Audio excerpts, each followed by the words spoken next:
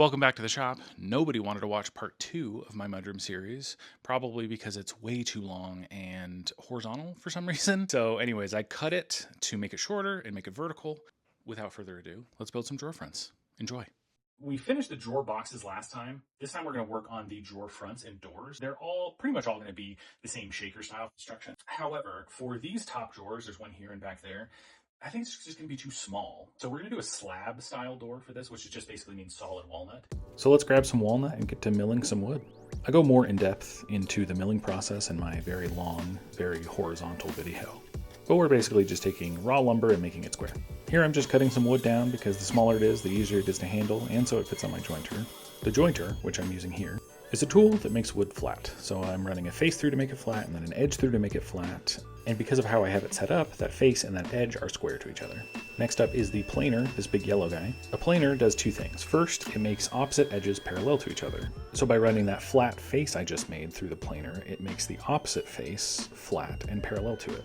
It also dimensions lumber, which means it takes off material until it gets to the thickness that I want, which is 3/4. Oh look, 3/4, crushed it. Next, we're going to rip these boards down into 2.5-inch strips. Ripping these boards down and then gluing them back together may seem, what's the word I'm looking for, dumb.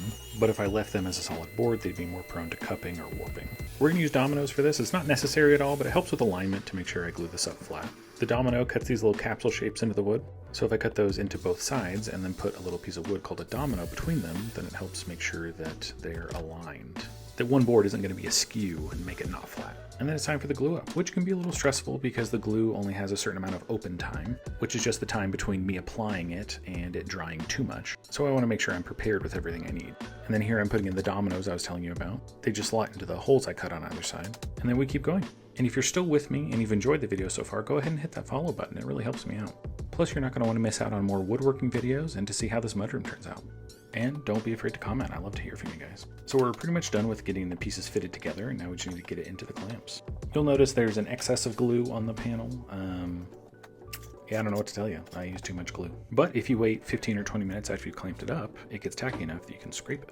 And that's it. You've successfully glued up some drawer fronts. Thanks for joining me in the shop today. I'll see you next time. Thanks. Bye.